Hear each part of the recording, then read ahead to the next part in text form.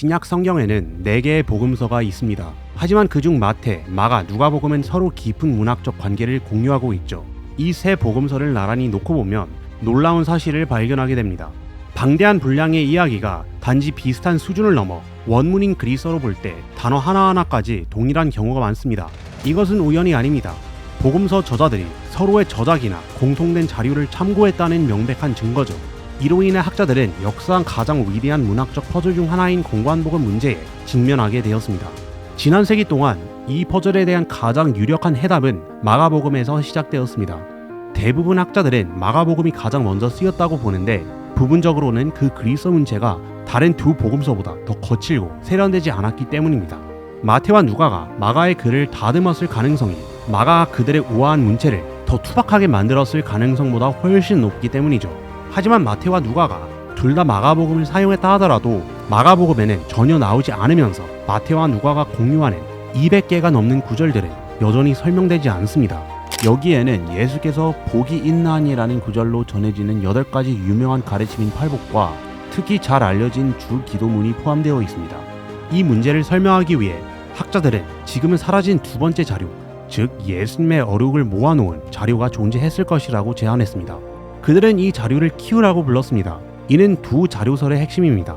즉 마태와 누가가 각각 독립적으로 마가복음과 키우를 사용했다는 것이죠. 더 나아가 키우 가설 지지자들은 마태와 누가가 공유하는 예수님의 탄생 이야기 같은 주요 사건들을 지적합니다.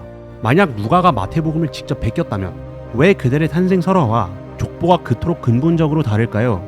많은 학자들은 이들이 이 이야기들을 각자 다른 전승에서 가져왔을 가능성이 더 높다고 보며 이는 두 저자가 독립적으로 작업했다는 생각과 잘 들어맞습니다.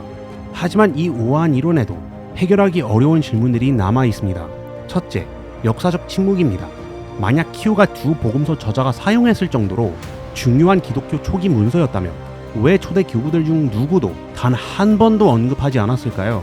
그들은 수많은 문서를 목록화했지만 휴에 대해서는 완전한 공백만이 존재합니다. 둘째, 소소한 일치들입니다. 키우 가설은 마태와 누가가 서로의 저작을 보지 못했다고 가정합니다. 하지만 때때로 그들은 마가복음의 본문을 정확히 똑같이 수정합니다. 예를 들어 마가복음에서는 그 여인이 단순히 예수님의 옷을 붙잡았다고만 묘사합니다. 그러나 마태복음과 누가복음은 모두 그 여인이 예수님의 옷에 옷술을 붙잡았다는 작은 세부사항을 덧붙입니다.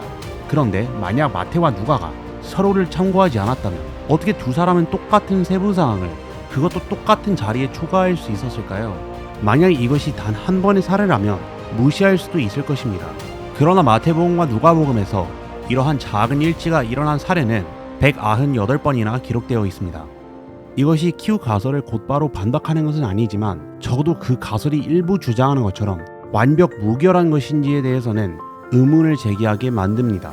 이러한 풀리지 않는 의문들은 일부 학자들로 하여금 키우의 필요성을 완전히 제거하는 훨씬 더 단순한 해답으로 이끌었습니다. 이것이 바로 파러 가설입니다. 이 관점은 마가가 가장 먼저 섰고 마태가 마가를 사용했으며 그 후 누가가 마지막으로 마가와 마태를 모두 자료로 삼아 저술했다고 제안합니다. 이 가설의 가장 큰 강점은 그 단순함에 있습니다. 가상으로 존재하는 사라진 문서의 필요성을 완전히 없애주죠. 마태와 누가가 공유하는 모든 자료는 누가가 단순히 마태복음을 읽었기 때문이라고 설명됩니다. 소소한 일치들 역시 간단하게 설명되죠. 누가는 마가복음을 보완한 마태복음을 보고 마음에 들어 했다는 것입니다. 이것은 우리가 실제로 가지고 있는 문서들만으로 작동하는 더 깔끔한 모델입니다. 초대 교부들의 증언을 진지하게 받아들이는 또 다른 대안이 있습니다. 4세기 역사가 유세비우스는 교회의 전승을 기록하며 마태복음이 가장 먼저 기록되었고 유대교에서 개종한 이들을 위해 준비되었으며 히브리어로 출판되었다고 전합니다. 이 고대의 일관된 증언은 복음서에 대한 어떤 이론이든 아마도 고려해야 할 중요한 역사적 자료입니다. 이 전승은 히브리 마태복음 가설의 기초를 이룹니다. 이 시나리오에서는 비유대인 독자를 위해 글을 썼던 마가가 이 히브리 마태복음을 자신의 그리스어 복음서의 자료로 사용했을 수 있습니다. 그 후 누가는 마가를 주요 지침으로 삼되 원본인 히브리 마태복음도 참조하여 자신의 복음서를 썼을 수 있죠. 마지막으로 그는 원본 히브리 마태복음이 오늘날 우리가 가진 히브리어 마태복음으로 번역되었다는 것입니다. 다른 이론들과 마찬가지로 이 가설 또한 복잡하며 나름의 학문적 난제들을 안고 있습니다. 하지만 이는 공관복음 퍼즐을 풀 수 있는 여러 가지 그럴듯한 방법이 있음을 보여줍니다. 그렇다면 사라진 복음서 Q는 존재했을까요? 솔직한 대답은 우리는 아마 영원히 확실히 알 수 없을 것이라는 겁니다. Q 가설은 탁월하고 강력한 가설입니다. 두 명의 다른 저자가 어떻게 마가복음에는 없던 예수님의 가르침의 보고를 공유할 수 있었는지, 그리고 왜 그들의 주요 이야기 일부가 그토록 다른지를 우아하게 설명해 줍니다. 학자들 사이에서 여전히 가장 선호되는 가설인 데에는 매우 타당한 이유들이 있습니다.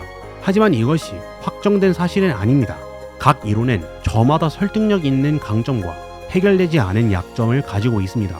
복음서의 퍼즐을 진정으로 복잡하며 이러한 이론들은 2000년 전의 문학적 역사를 재구성하려는 우리의 최선의 노력일 뿐입니다. 현재로서는 Q의 문제는 문학사에서 가장 매혹적인 미해결 미스터리 중 하나로 남아 있습니다.